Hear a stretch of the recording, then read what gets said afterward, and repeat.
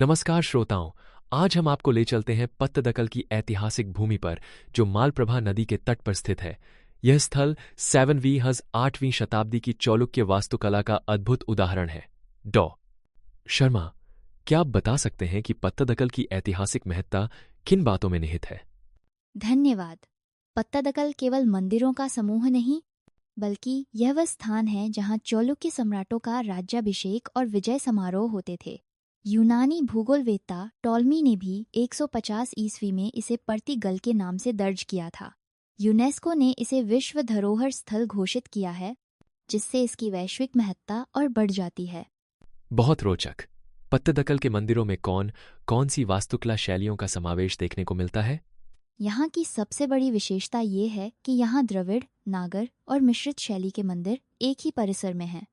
उदाहरण के लिए कुछ मंदिरों में द्रविड़ शैली की विमाना छत है, जबकि कुछ में उत्तर भारतीय नागर शैली की शिखर। यह विविधता भारत में और कहीं नहीं दिखती। इस विविधता के चलते पत्तदकल को भारतीय मंदिर वास्तुकला का संगम कहा जाता है। अब आगे बढ़ते हैं और यहाँ की प्रमुख मंदिरों पर चर्चा करते हैं। डॉ शर्मा, पत्तदकल के मंदिरों में विरूपाक्ष और मल्लिकार्जुन मंदिर को विशेष स्थान प्राप्त है। कृपया इनके स्थापत्य और पौराणिक महत्व पर प्रकाश डालें। विरूपाक्ष मंदिर का निर्माण रानी लोका महादेवी ने अपने पति राजा विक्रमादित्य द्वितीय की कांची विजय की स्मृति में करवाया।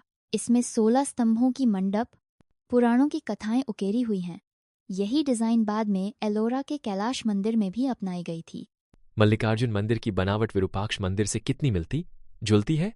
मल्लिकार्जुन मंदिर लगभग विरूपाक्ष का समकक्ष है, जिसे रानी त्रैलोक्य महादेवी ने 740 ईस्वी में बनवाया।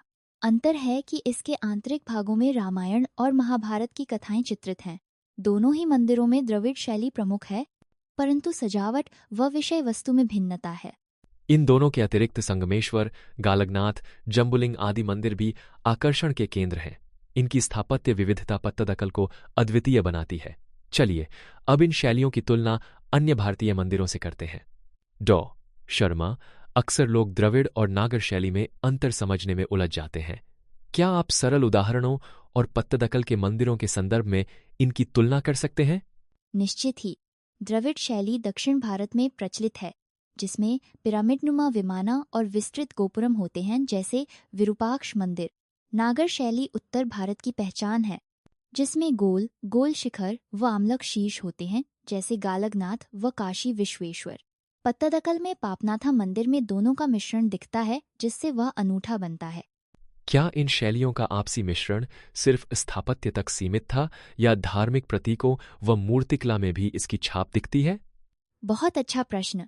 मिश्रित शैली में न केवल छत और स्तंभों की डिजाइन प्रभावित होती है, बल्कि मूर्तिकला में भी द्रविड़ और नागर दोनों के देवी देवताओं के रूप, वेशभूषा तथा कथानक दिखते हैं। इससे मंदिर न सिर्फ स्थापत्य की दृष्टि से, बल्कि सांस्कृतिक दृष्टि से भी समृद्ध बनते हैं। इससे स्पष्ट होता है कि पत्तदकल केवल स्थापत्य का प्रयोगशाला नहीं, बल्कि सांस्कृतिक समन्वय का केंद्र भी रहा। इतिहास और वास्तुकला के साथ साथ आज पत्तदकल समकालीन सांस्कृतिक कार्यक्रमों का भी केंद्र है। यहाँ हर वर्ष पत्तदकल नृत्य महोत्सव मनाया जाता है। इसका महत्व क्या है? फरवरी में आयोजित यह महोत्सव, जिसे चालुक्य उत्सव भी कहते हैं, देश विदेश के कलाकारों को एक मंच देता है। यहाँ भरतनाट्यम, कथकली, कुचिपुड़ी जैसी शास्त्रीय नृत्य शैलियाँ प्रस्तुत की जाती हैं। यह न केवल विरासत के संरक्षण को बढ़ावा देता है, बल्कि स्थानीय पर्यटन और अर्थव्यवस्था को भी नई ऊर्जा देता है। पर्यटकों के लिए पत्तदकल तक पहुंचने व ठहरने की क्या सुविधाएं उपलब्ध हैं और क्या आस पास अन्य दर्शनीय स्थल भी हैं? पत्तदकल बेंगलुरु से 445 किमी दूर है। निकटतम एयरपोर्ट हुबली 130 किमी और रेलवे स्टेशन बादामी 17 किमी है। सड़क मार्ग से भी अच्छी कनेक्टिविटी है। आस पास ऐहोल और बादामी जैसे ऐतिहासिक स्थल हैं।